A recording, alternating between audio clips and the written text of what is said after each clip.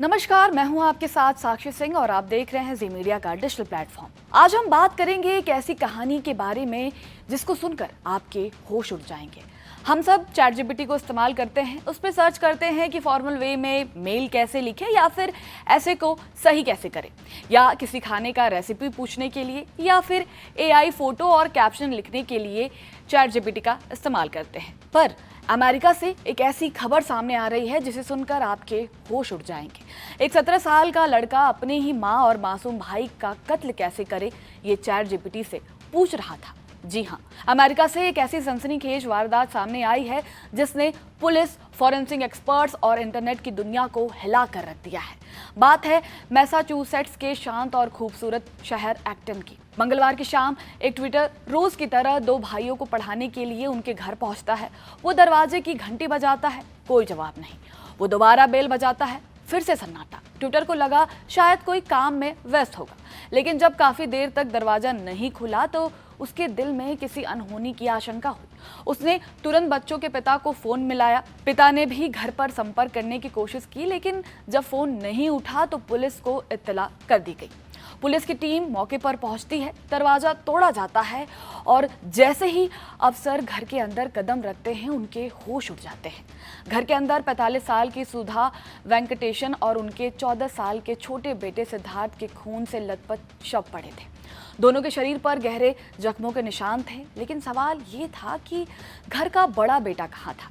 जांच शुरू हुई तो पता चला कि घर से 17 साल का बेटा अर्जुन अरविंद गायब था, और सिर्फ अर्जुन ही नहीं, गैराज से मां की कार भी गायब थी। रात भर पुलिस ने पूरे इलाके में नाकाबंदी कर दी, जगह जगह सर्च ऑपरेशन चलाए गए और फिर अगली सुबह पुलिस की तलाश खत्म हुई। वेलन की एक सुनसान पार्किंग में से वही कार खड़ी मिली थी। पास ही अर्जुन चुपचाप खड़ा था। पुलिस ने बिना कोई मौका दिए उसे कस्टडी में ले लिया। हाई स्कूल में पढ़ने वाले 17 साल के अर्जुन पर अपनी मां और भाई के डबल मर्डर का केस दर्ज कर लिया गया। लेकिन असली धमाका तो तब शुरू हुआ जब पुलिस ने उसका लैपटॉप और मोबाइल खंगाला। डिजिटल फॉरेंसिक टीम को अर्जुन की सर्च हिस्ट्री में जो मिला उसने हर किसी के रोंगटे खड़े कर दिए। घटना से कुछ ही समय पहले अर्जुन ने चैट जीपीटी और गूगल पर ऐसे फिक्शनल सिनेरियो को सर्च किया था जिनमें अपने ही परिवार के सदस्यों की हत्या का जिक्र किया गया था।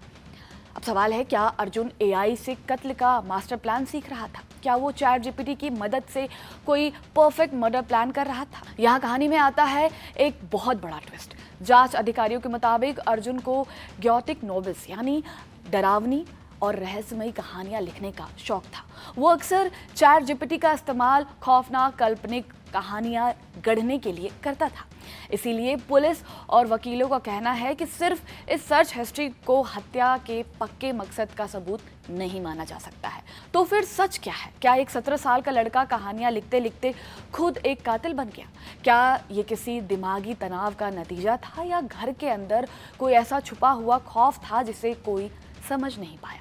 पुलिस फिलहाल अर्जुन से पूछताछ कर रही है और कोर्ट की कार्यवाही जारी है। लेकिन इस केस ने एक बार फिर से पूरी दुनिया के सामने ये बहस छेड़ दी है कि इंटरनेट की आभासी दुनिया और एआई हमारी नई पीढ़ी के दिमाग पर क्या असर डाल रहे हैं। इस पूरे मामले पर आपकी क्या राय है?